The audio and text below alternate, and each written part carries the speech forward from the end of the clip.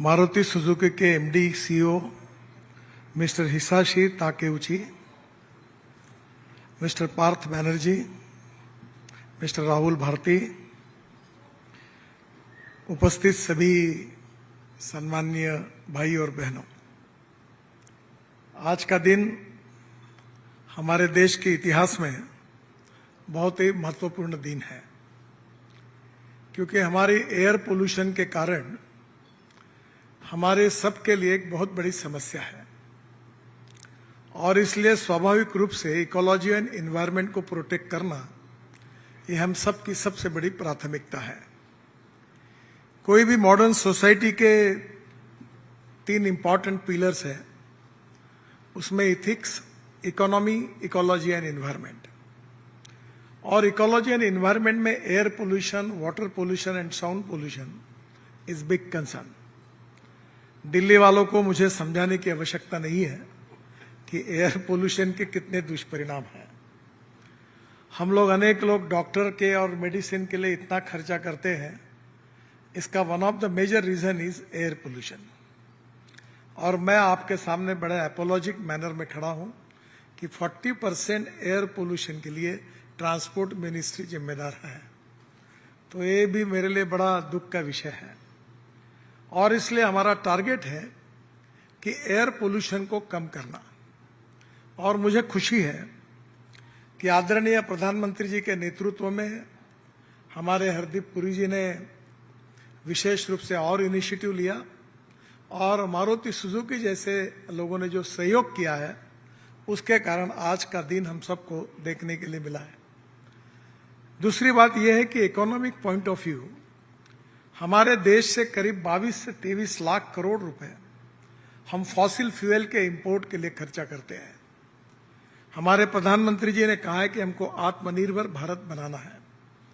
अगर आत्मनिर्भर भारत बनाना है तो हमें इंपोर्ट को कम करना पड़ेगा और एक्सपोर्ट को बढ़ाना होगा।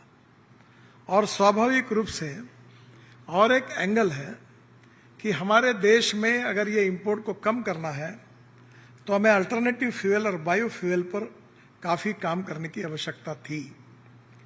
और इसलिए ये जो इंडस्ट्री है, ऑटोमोबाइल इंडस्ट्री, यही हमारे देश के ग्रोथ इंजन है। जब हमारी सरकार आई तब इस इंडस्ट्री का साइज 15 लाख करोड़ का था।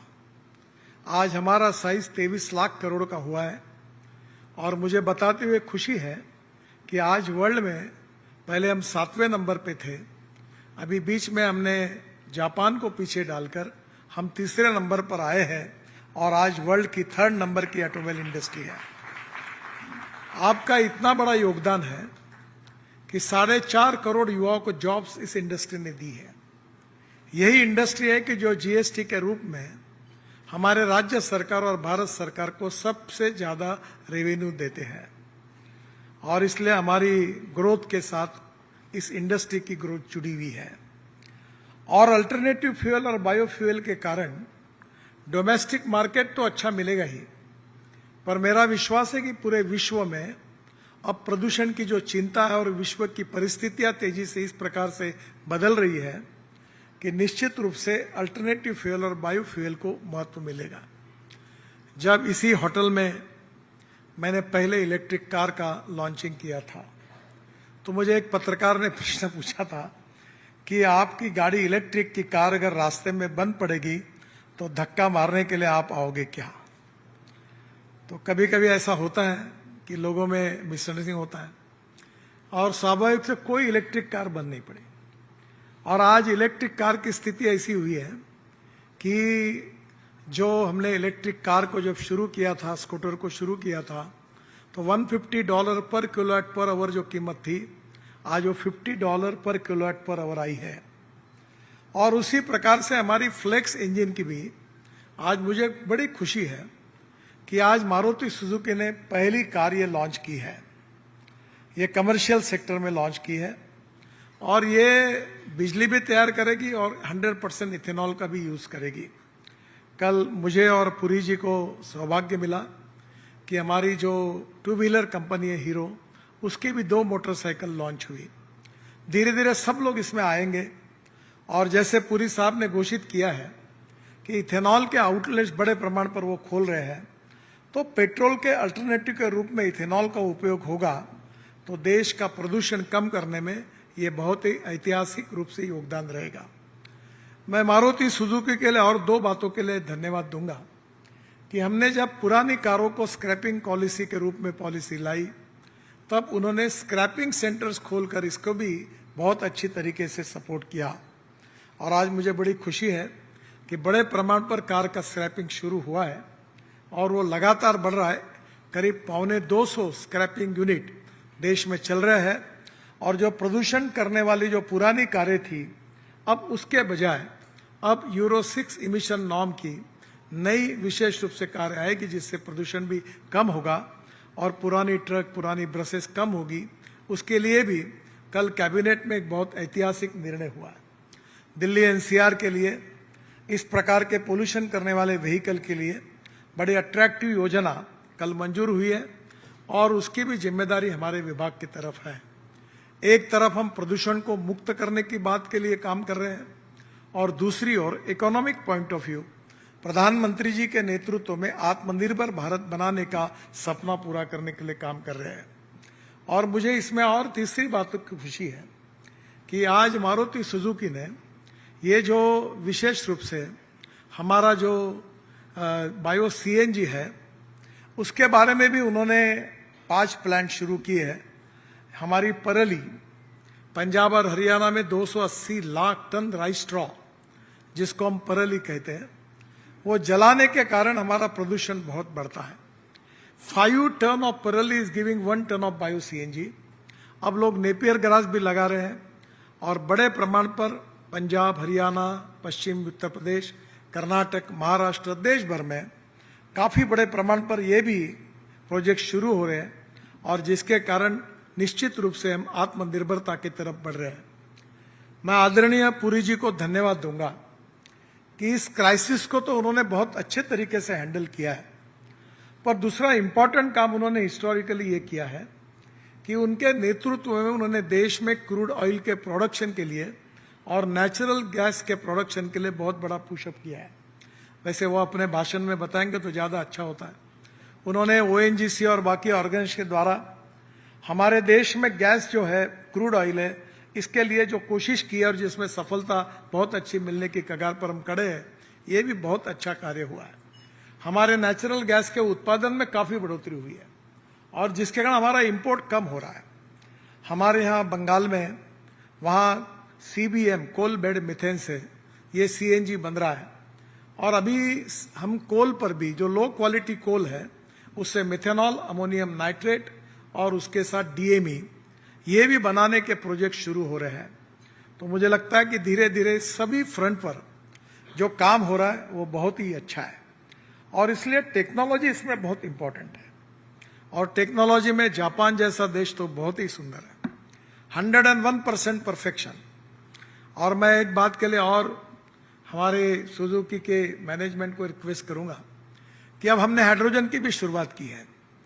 उनकी हाइड्रोजन की कार, चलने वाली कार जो इसकी अपनी टोयोटो की कार मेरे पास है और hydrogen is a fuel for the future और इसीलिए उस कार का नाम है मिराई। तो मिराई जापानी वर्ड है, मिराई मीन्स फ्यूचर। और हमारे देश में हाइड्रोजन की बसेस भी रोड पर दिखने लगी है और हमने एक पायलट प्रोजेक्ट लिया है जिसमें भारत के 10 रोड पर हाइड्रोजन फ्यूल स्टेशन और बसेस और ट्रक चलने वाली है। उसका काम भी शुरू हुआ है, जिसमें Indian oil, Tata, Ashok Leyland, Volvo, उसके साथ रिलायंस, एचपीसीएल और एनटीपीसी, इन सब को साथ मिलकर हमने वो प्रोजेक्ट को हम शुरू कर रहे हैं। मैं एक अनुरोध करूंगा, 2 रिक्वेस्ट मेरी है। पहली, ट्रांसपोर्ट ऑफ हाइड्रोजन और हाइड्रोजन फिलिंग स्टेशन, ये थोड़ा डार्क एरिया है। जापान में इसमें अच्छी प्रगति हुई है।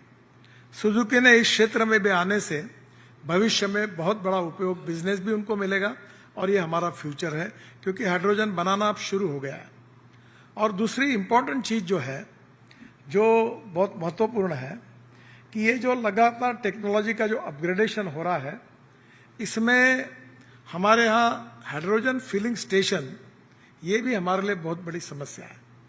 ये दो चीजों में अगर हम आगे अगर कुछ मार्ग निकालते हैं तो हम निश्चित रूप से आज हम एनर्जी को इंपोर्ट करने वाला देश है, हम एनर्जी को एक्सपोर्ट करने वाला देश बनने की क्षमता हमारे साथ है। कल बहुत अच्छा निर्णय पुरी साहब के मंत्रालय ने लिया है कि जो सस्टेनेबल एविएशन फ्यूल है उसका रेट बहुत बढ़ गया है, 180 रुपये लीटर तक गया है, और इसलिए उसको स्टेबलाइज करने के लिए एक फंड निर्माण हुआ है 10,000 करोड़ का, और 115 रुपये उसकी प्राइस फिक्स की गई है। और मुझे खुशी है कि हमारे देश में अब इस प्रकार का भी शोध शुरू है कि हम इथेनॉल तक तो सक्सेसफुल हुए ही हैं, पर इथेनॉल से हम लोग एसएफ सस्टेनेबल एविएशन फ्यूल की ओर भी प्रयोग तेजी से शुरू है। मुझे खुशी है कि स्पाइस जेट का और विस्तारा का हवाई जहाज भी उसके ऊपर आया है।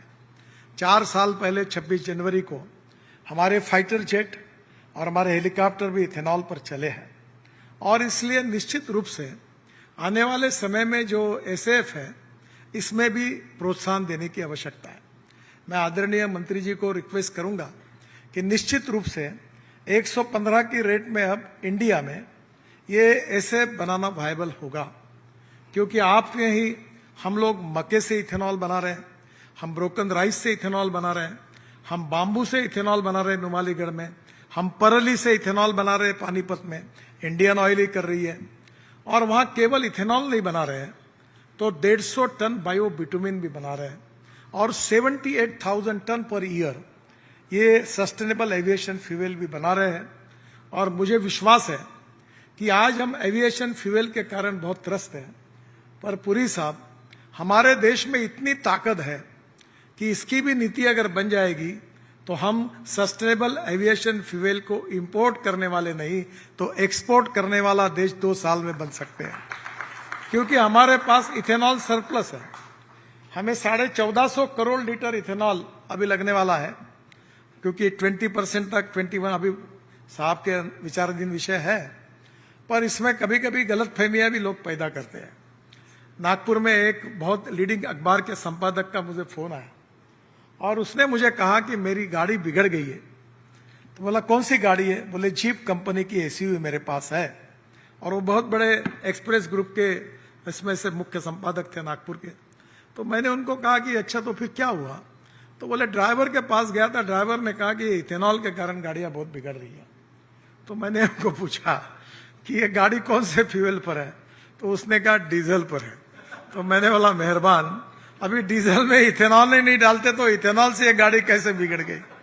तो इथेनॉल के कारण बहुत प्रकार के गलत फहमियां पैदा करके इसको कुछ लोग गुमराह करने की कोशिश करते हैं। जब कन्विंस नहीं कर सकते तो कंफ्यूज करने की कोशिश होती है।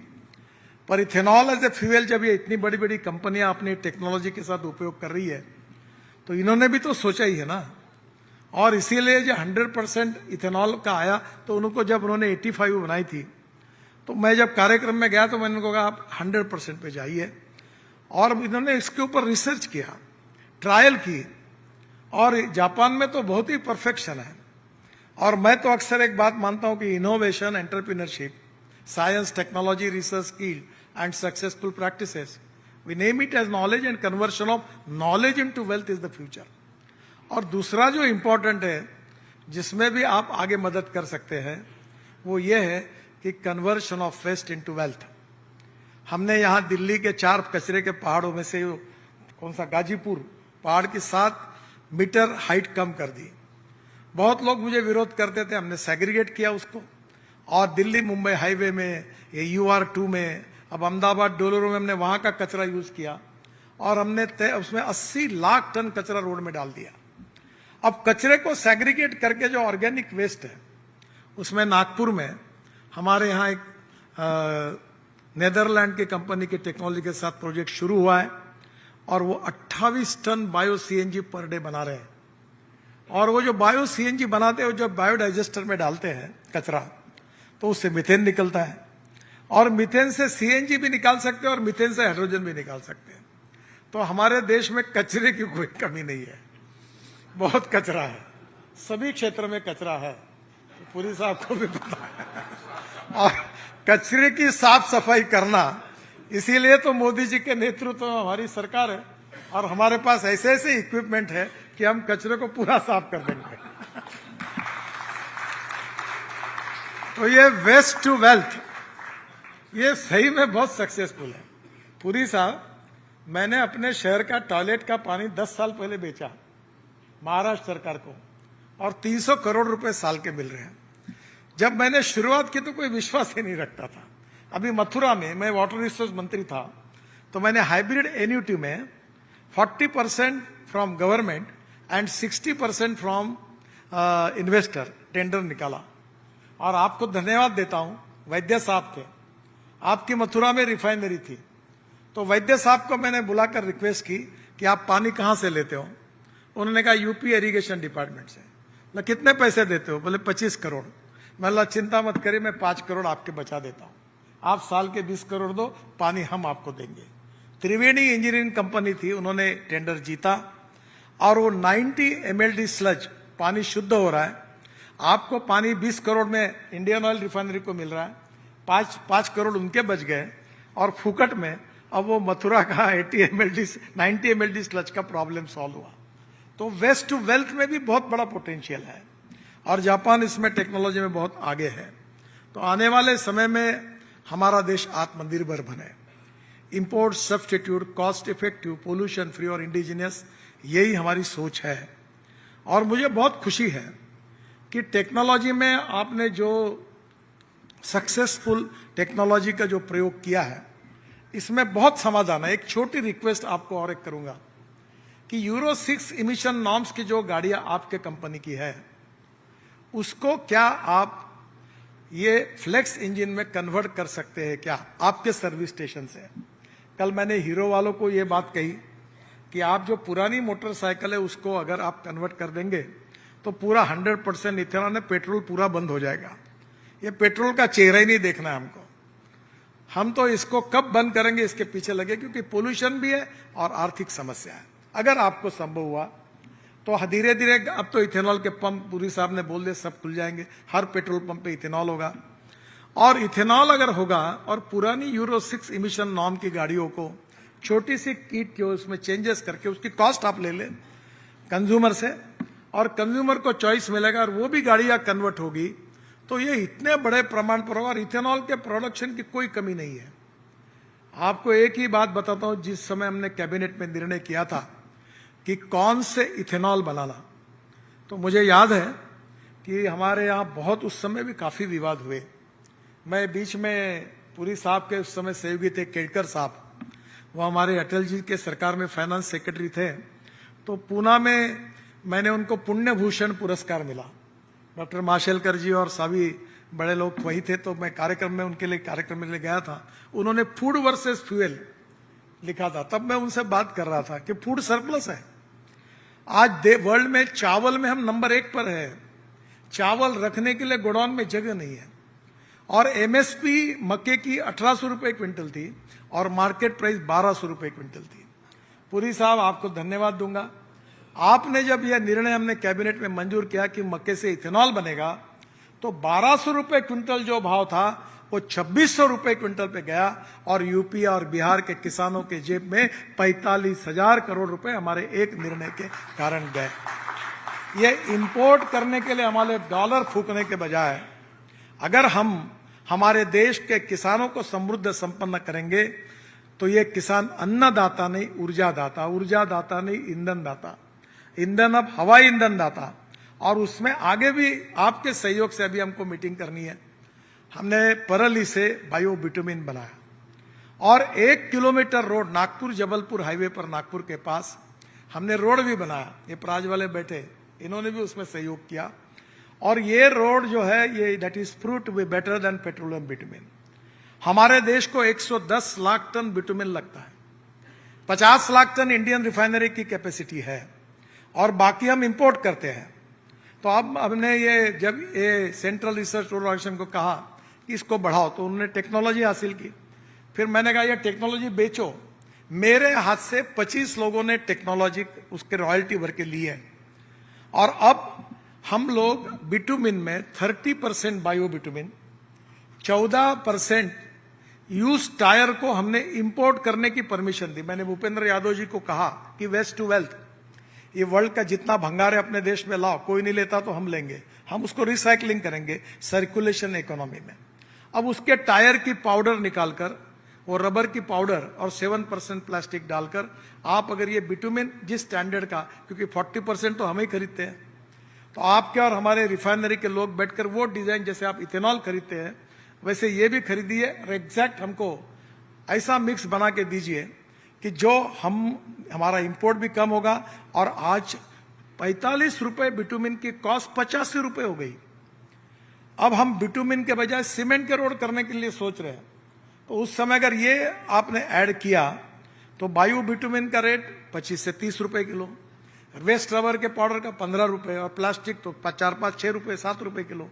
तो रेट भी कम होगा और हमारा इंपोर्ट भी खत्म होगा। हर क्षेत्र में हमें इंपोर्ट को कम करना है और यही आत्मनिर्भर भारत का हमारा सपना है। और उसी सपने का आज ऐतिहासिक दिन है कि आज ये गाड़ी का लॉन्च हुआ। बाकी भी मॉडल लॉन्च होंगे और पुरी साहब सब जगह अब इथेनॉल के पंप भी खोल रहे हैं। और निश्चित रूप से इनके कारण हमारे देश के प्रदूषण में कमी आएगी, नए रोजगार निर्माण होंगे। और सबसे इंपॉर्टेंट चीज है कि आज जो जिस प्रकार की विश्व की स्थितियां होगी उसमें हम किसी के ऊपर डिपेंड नहीं रहेंगे, हम स्वावलंबी बनेंगे, आत्मनिर्भर बनेंगे। और स्वावलंबन और आत्मनिर्भरता ये देश के इतिहास के लिए, भविष्य के लिए बहुत महत्वपूर्ण बात है। और इसलिए टुवर्ड्स स्वावलंबी भारत, आत्मनिर्भर भारत बनने की प्रक्रिया में ये जो ऐतिहासिक दिन है कि जिस दिन इस गाड़ी का लॉन्च आपने किया है, मुझे व्यक्तिगत रूप से the subject is touching to my heart. ये मेरे लिए बहुत अच्छा है। कभी कभी मैं पीछे पड़ा, अभी मैं ट्रैक्टर वालों के पीछे पड़ा हूं। मैंने उनको कहा कि ट्रैक्टर लाओ फ्लेक्स इंजन का, नहीं तो यूरो 6 के इमिशन नाम पर ठप्पा मार के फाइल रखी है मेरे पास, मैं लगा दूंगा। बोले 1 लाख कीमत बढ़ेगी। बोले बढ़ने दो, आप हाइड्रोजन पर, सीएनजी पर, फ्लेक्स इंजन पर और इलेक्ट्रिक पर ट्रैक्टर लाओ, मैं विड्रॉ हो जाऊंगा। क्योंकि हमें इंपोर्ट कम करना है। अभी construction equipment and agriculture equipment में भी बात सबसे हुई है और आइसोब्यूटेनॉल का भी टेस्टिंग शुरू है। हम डीजल में इथेनॉल नहीं डाल सकते, तो इथेनॉल से आइसोब्यूटेनॉल भी बन रहा है। और isobutanol can be alternative for diesel. मैंने किर्लोस्कर के 2 जनरेटर सेट, एक इथेनॉल पर और आइसोब्यूटेनॉल पर 100% सक्सेसफुली चल रहे हैं, उसको लॉन्चिंग किया। तो इंजन बन सकता है। और डीजल में भी 15% आइसोब्यूटेनॉल डालने के बारे में चल रहा है। तो आइसोब्यूटेनॉल हो, इथेनॉल हो, सस्टेनेबल एविएशन फ्यूएल हो, बायो सीएनजी हो, और बाद उसके साथ साथ पुरी साहब हमारे देश में क्रूड ऑयल के साथ और नेचुरल गैस का उत्पादन बढ़ाने की कोशिश कर रहे हैं। और उधर इलेक्ट्रिक में भी हमने काफी बड़े प्रमाण पर विकसित किया है। इलेक्ट्रिक हो, ethanol, methanol, biodiesel, LNG, electric, hydrogen, ये सब प्रयास हो एक इसी बात के लिए है कि इस सेक्टर में इतनी बड़ी पोटेंशियल है कि ये सब करने के बाद भी हमको बड़े प्रमाण पर फॉसिल फ्यूल इंपोर्ट करने पड़ने की स्थिति है। इसलिए हम इस सब अल्टरनेटिव पे काम करके ये जो मिशन हुआ है, इसमें मारुति सुजुकी का जो योगदान रहा है और जो तीनों चारों बातें मैंने कही उसमें भी उन्होंने बहुत अच्छा योगदान दिया है। मैं मारुति सुजुकी के मैनेजमेंट को हृदय से धन्यवाद देता हूं और पुरी साहब की नीतियों को भी, उनका भी और प्रधानमंत्री जी का भी धन्यवाद देकर विशेष रूप से अभिनंदन करता हूं। और लास्टली मैंने जो रिक्वेस्ट की, अगर वो संभव है तो जरूर करिए कि यूरो 6 इमिशन नॉर्म की जो आपकी गाड़ियां हैं उसको आपके ही सर्विस सेंटर के द्वारा अगर फ्लेक्स इंजन में कन्वर्ट करने की सुविधा आपने उपलब्ध करके दी तो पुरी साहब का टेंशन ही कम हो जाएगा, पेट्रोल लाने की जरूरत नहीं पड़ेगी। और वो उस बात के लिए भी आप सहयोग करिए, यही रिक्वेस्ट करता हूं। बहुत बहुत धन्यवाद, नमस्कार।